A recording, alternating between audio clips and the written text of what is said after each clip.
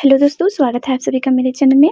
आज हम शुरू करने वाले हैं डचेस इन रूइंस का 10th episode. Without any delay शुरू करते हैं आज की स्टोरी की शुरुआत कैनियन हाउस को दिखाते हुए होता है, जब डचेस अपने बचपन को याद कर रही होती है और हमें बताया जाता है कि कैनियन हाउस के इतिहास में बहुत कुछ खास नहीं है। एडले के परदादा जो जुए के आदी थे, उसने जमीन का एक टुकड़ा जीता था जिसमें नीलम की खान थी। रातों रात अमीर बनने के बाद उसने सम्राट को भारी मात्रा में सोना भेंट किया। उस सोने की खोज ने उन्हें शाही परिवार से काउंट की उपाधि दिलाई, जो गंभीर वित्तीय समस्याओं से जूझ रही थी। ऐसी ही परिस्थितियों से जन्मी द हाउस ऑफ कैनियन। वे 9 धनी कुलीन थे जिनके पास ना तो गरिमा थी और ना ही प्रतिष्ठा। आगे हमें देखने को मिलता है छोटी लिन और एडले को उनके फादर सिखा रहे होते हैं और लिन से कहते हैं उनके फादर, लिन कैनियन, क्या अब आपको 4 सबसे प्रतिष्ठित परिवारों के नाम याद हो गए? तभी प्यारी लिन कहती है, जी पिताजी। तभी ड्यूक लेगेंस्टर का परिवार, ड्यूक बैरिटन का परिवार। तभी उनके फादर गुस्से में बोलते हैं, गलत, तुम मूर्ख लड़की। दोस्तों, हमें जानने को मिलता है यहाँ लिन जो कि सिर्फ 10 साल की है, उनसे ये सब पूछा जा रहा है। आगे हमें बताया जाता है डचेस के फादर डचेस से कहते हैं, एडले, तुम चारों घरानों के नाम बताओ। एडले जो कि सिर्फ 12 साल की है, वो अपने फादर से कहती है, जी पिताजी। अन्य 3 ड्यूक बैरिंगटन का हाउस और मार्क्विस टोलैन का हाउस और मार्किज विन ब्लेयर का हाउस। तभी एडले के फादर हंसते हुए कहते हैं, यस, यह सही है।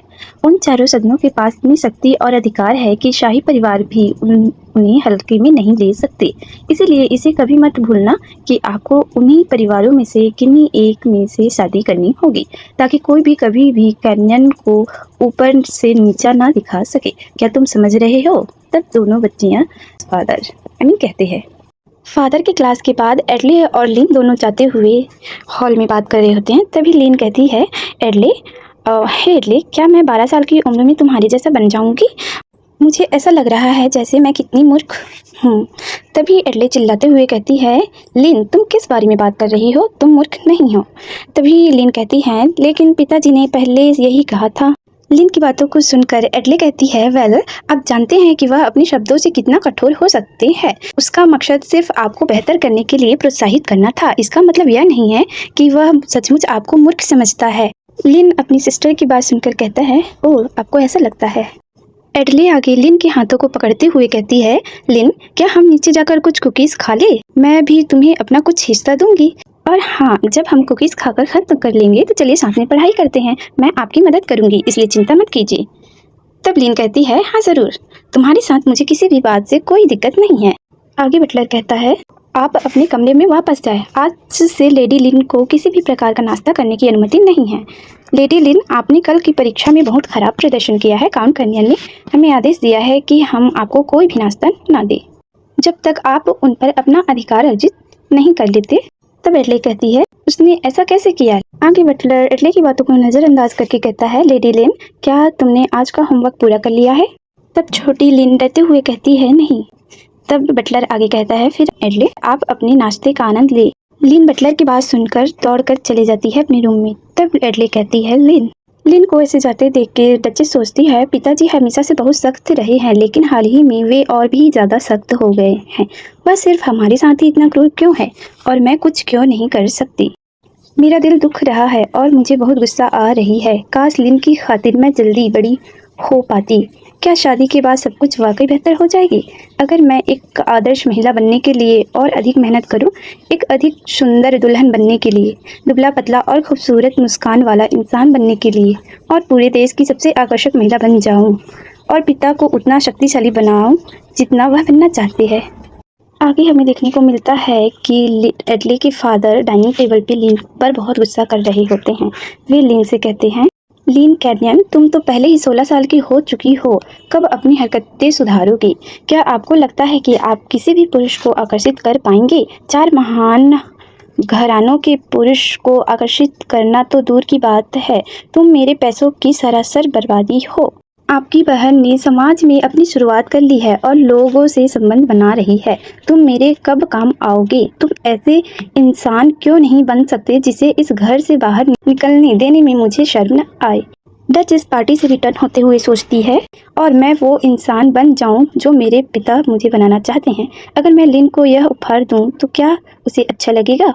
आगे हमें लिन को दिखाया जाता है जो काफ़ी परेशान हालत में बैठी हुई सोचती है और कहती है, क्या मैं कभी फ्री हो पाऊंगी? आगे लिन रोते हुए कहती है, एडले, मैं अब और यह सब नहीं कर सकती। मुझे नहीं लगता कि मैं आपकी तरह एक आदर्श नोबल लेडी बन सकती हूँ। मुझे बस यही चाहिए, उस पक्षी की तरह उड़ जाना। तभी हमें आगे बताया जाता है, एडले के फादर कहते हैं लिन मर गई है। तभी वह चिल्लाते हैं, शांत रहो।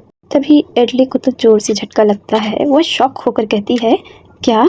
तब कहते हैं, रुको, आपका क्या मतलब है? आगे हमें डचेस के फादर को दिखाया जाता है, जो कि बेशर्मों की तरह बोलता है, वह मर चुकी है। क्या मुझे अपनी बात दोहराने की आवश्यकता है? लिन की तरह तुम मूर्ख बन गए हो। आगे एडले के फादर एडले की तरफ पॉइंट करते हुए कहता है, वह बाहर देखते हुए गलती से तीसरी मंजिल की बालकनी से गिर गई। बस इतना ही है, इसीलिए सुनिश्चित करें कि यह बात बाहर न फैले। तभी एडले जमीन पे गिरते हुए कहती है, मुझे विश्वास नहीं हो रहा कि उसने इतने व्यस्त समय में ऐसा किया। लिन ने ऐसा क्यों किया? मैं इसे और बर्दाश्त नहीं कर सकती। मेरे पास भावनाएं, विचार और एक मुंह है जिसके माध्यम से मैं इन चीज़ों को व्यक्त कर सकती हूँ। मुझे यह कब तक सहना पड़ेगा? मैं पहले ही जितना सह सकती थी सह चुकी हूँ। अब मेरी ज़िंदगी जीने लायक नहीं रही। यह सब लिन ने मुझे इसीलिए कहा था। यह सोचते हुए वह बैठ जाती है और कहती है, बारबरा से मिलने के बाद मेरे मन में जो उम्मीद जगी फिर से निराशा में डूब गई, और जैसा पिताजी चाहते थे मैंने लैंकेस्टर परिवार में शादी की। आगे डचेस मन में कहती है, तुम्हें पता है लिन, मैंने हमेशा तुम्हारे जैसे भागने के बारे में सोचा था, लेकिन तुम्हारे साथ होने से मुझे लगा कि मेरे लिए इतना ही काफ़ी है कि मैं हिम्मत बनाए रख सकूं। भले ही कोई भी उस जीवन का बोझ सहन न कर सके जिसे उसने कभी चाहा ही ना हो।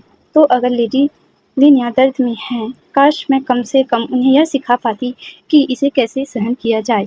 लेकिन क्या मैं अभी ऐसा कुछ करने की स्थिति में हूँ? मेरा दिल भारी लग रहा है और मैं अपनी इस बेबसी पर बहुत गुस्सा हूँ। तो दोस्तों, आज की स्टोरी यहीं एंड होती है। आगे क्या होगा नेक्स्ट चैप्टर में जानेंगे। तब तक के लिए stay tuned and don't forget to like, share, subscribe and hype my videos.